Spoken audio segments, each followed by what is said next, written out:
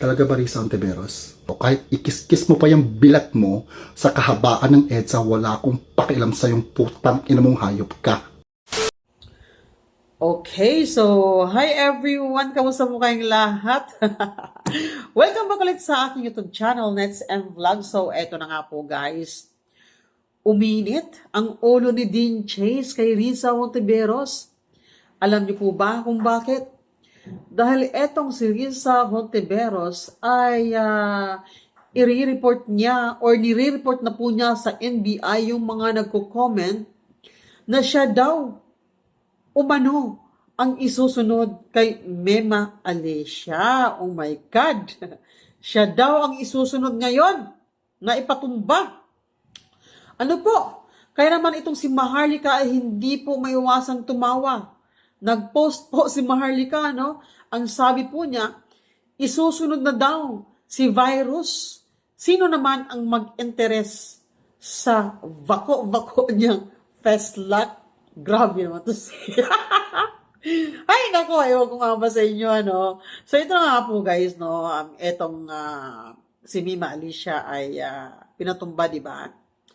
Kung sure ako, alam nyo na nag-viral nga si Mema Alicia ngayon. At marami pong mga bibigating mga politiko na syempre na pumunta doon sa kanyang burol. Nandun pumunta si Raffy Tulfo, si Clara Castro, si Risa Hontiveros, sino pa? Si Abalos. Maraming pumunta doon guys ng mga bigating mga politiko. Kaya nga po nagtataka po ang mga netizens, question mark ba? Sabi nila, ano ba talaga daw ang koneksyon ni Mema sa mga politician na ito? Bakit parang napakahalaga nitong babaeng ito para sa kanila? Samantalang may dalawang sundalo naman daw na hero na pinatay. At ni isa sa kanila ay wala man lang daw pumunta doon. Yun po ang sabi ng mga netizens, no? Nababasa ko sa mga comments. And then, ngayon, si Risa pala ay nagbabasa din ng mga comment. Ito pala si Dean Chase, may post pala siya. May post pala siya nung nakaraan, no? Na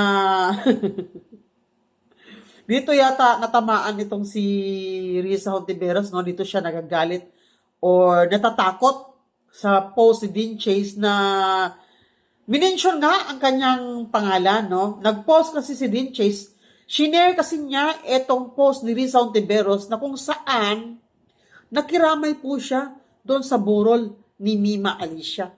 So, shinare ito ni Dean Chase na may caption na, ikaw, Senator Risa Hontiveros, kailan kaya?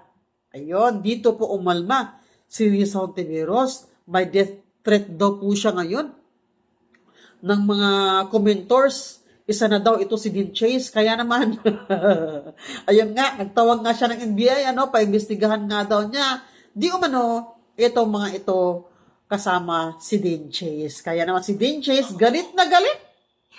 Hindi nakapagtimpi. Ito si Dean Chase, nag-post kaagad siya, nirisbakan niya etong si Risa Hontiveros. Masisintak mo sa At ito po ang kanyang risbak. Grabe, ang tapang ni Dean Chase, ano? Hindi siya natatakot kay Risa Hontiveros.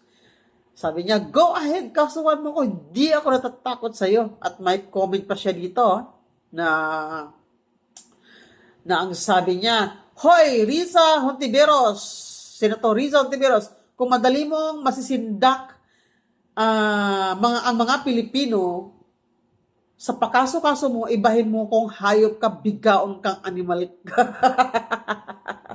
Ano? Kaya ito po yung video guys, panoorin po natin. Grabe si Dean Chase, galit na galit at talagang nirisbakan niya kaagad. Etong si Risa Hontiveros. Ito, panoorin natin. Talaga ba, Risa Ontiveros? Nakakatawa ka ang hayop ng putang ina mo. Oh my God. Akala mo talagang masisindak mo ko, no? Akala mo matatakot ako? Think pag yan. Kung ang mga wala utak mong mga alagang hayop kang demonyo ka, masisindak mo sa mga ganyan mong mga pasaring, ibahin mo ko. Treat me differently. I am of a different breed. Oh my God. Putang ina mo. Wala akong pakialam pakialam sa'yo. Kahit Ang gutom ikis-kis nun. ko yung bilat mo, sa kahabaan ng EDSA, wala akong Uy! pakialam sa'yong putang. Grabe naman yung bilat na yan. Akala mo ikagaganda mo yan? Tatakbo ka pa ng presidente? Akala mo mananalo ka talaga? Think again, you stupid bitch. Sige, magkaso ka, mag-file ka. Ramihan mo ha, I'm waiting. Oh my God, kahit daw ikis-kis ni Risa Hontiveros yung kanyang B sa kahabaan ng EDSA.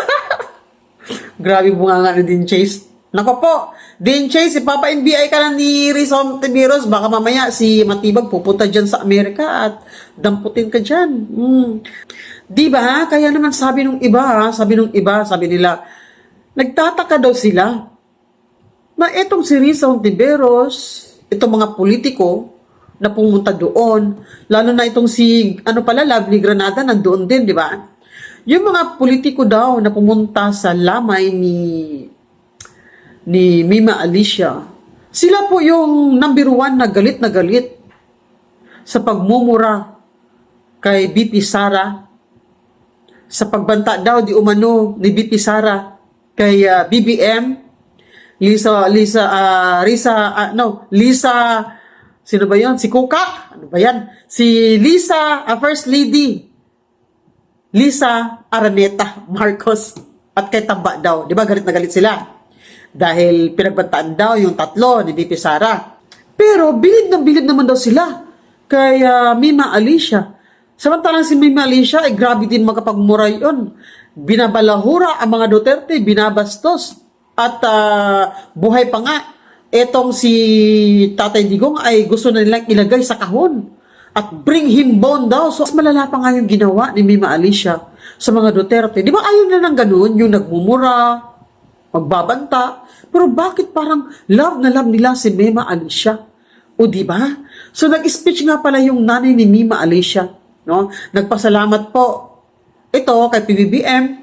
Dahil si PBBM daw lahat ang gumastos sa burol, no? Hanggang sa probinsya, hanggang sa pagpapalibing. Si PBBM daw lahat. Kaya naman hindi maiwasan ng iba dyan na magduda na, talaga namang confirm na itong si Mima ay tao nila. Di ba? Tao daw nila para